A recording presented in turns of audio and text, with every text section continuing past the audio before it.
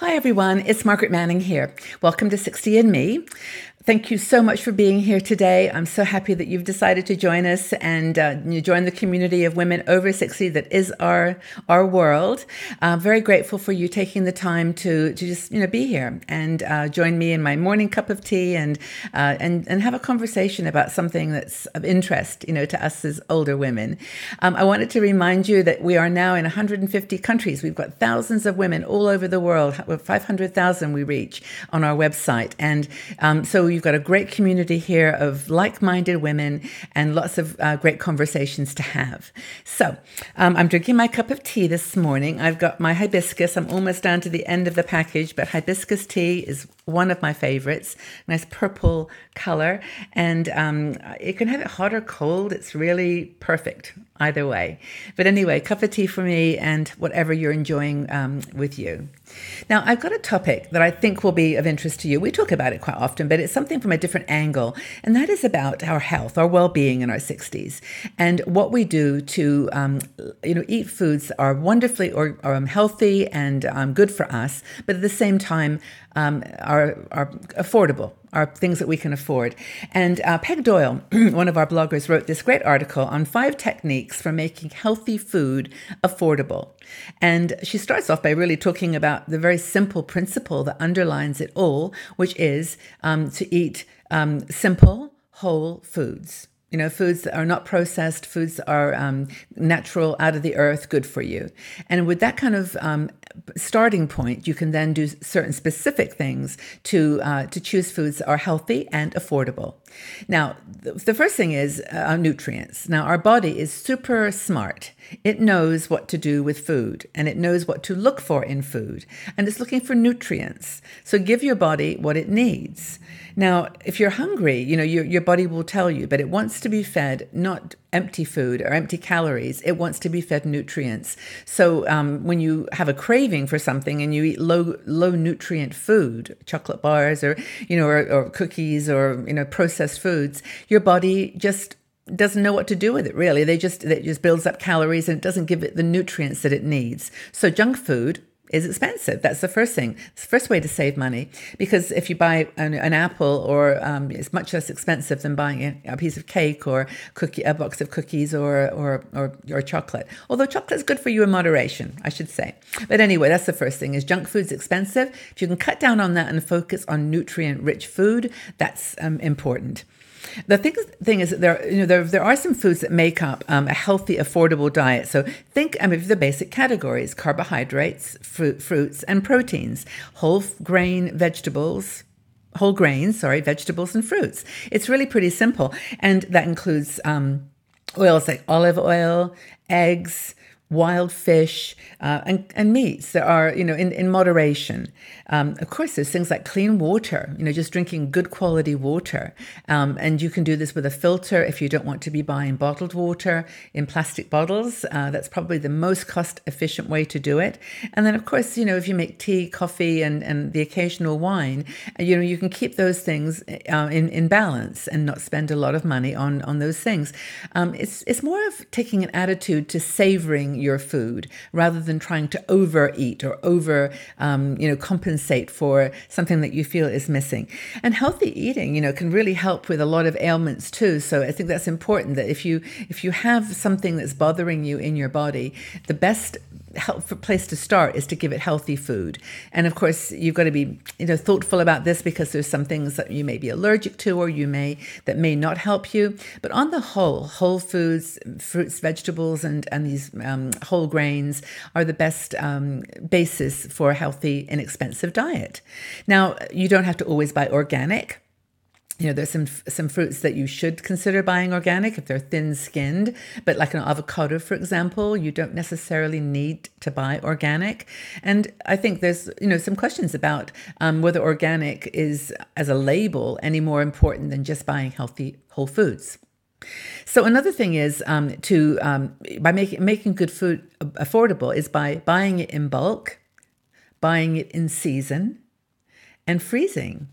Like, where I live right now, it's very common in the markets. If there's plums are in season, you go in and there's like 1,000 plums in great big piles. And, you buy them and you make plum preserves, or you make plum, you freeze the plums for future.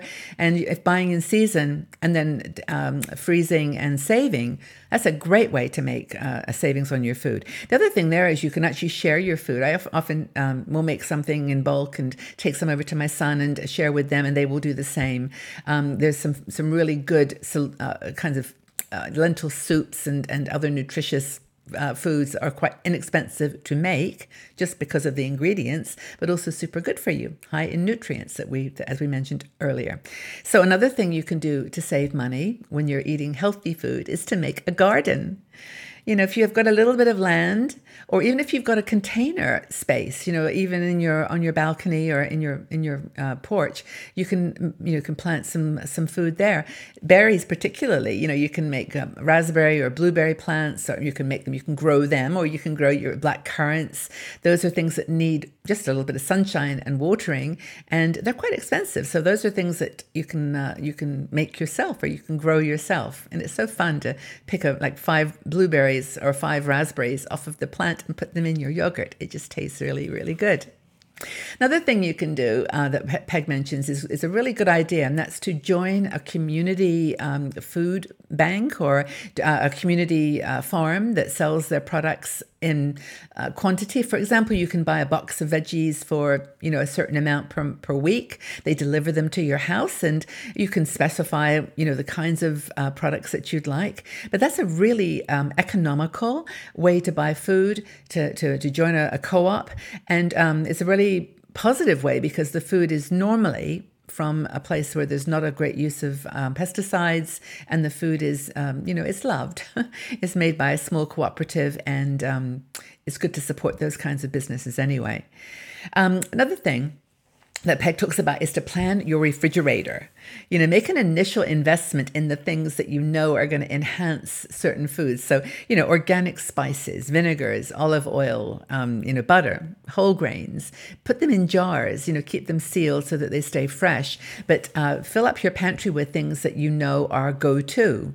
So that you don't have to rush to the shop and buy a ready-made dish. You can just go home and put in some bulgur wheat, or you can make some couscous or something that's really easy with some veggies, and there's a meal.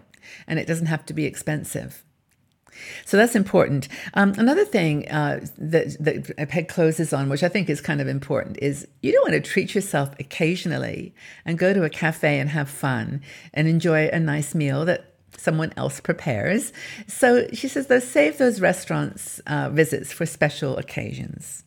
Do them for like really special occasions, and don't do them because you're feeling lazy or because you just don't feel like cooking, although nothing wrong with a pizza every now and again.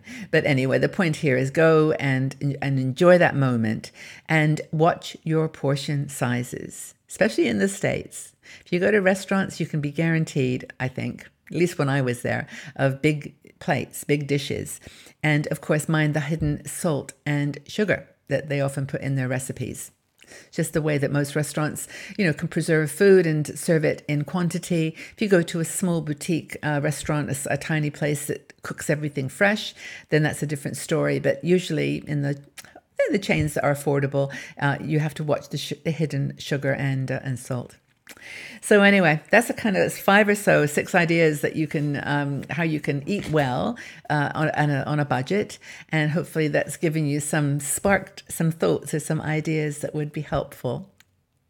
So thanks for listening to that. I hope it was useful, and I would love your feedback. Just put in the comment section below, what do you do to eat a healthy diet at a reasonable price? Or do you have a spending strategy for food that makes the budgeting of eating healthy food work? Love to have your feedback on that. Leave your comments in the section below, and we can have a conversation. I look forward to hearing your comments as always, and truly do appreciate your engagement. I love the way we talk to each other and support one another. It means a lot to know that you're out there. So thank you. So tell us, how do you keep a healthy diet on a budget? Thanks again for being here. Thanks for your support and your feedback. We'll talk again very soon. Bye-bye for now.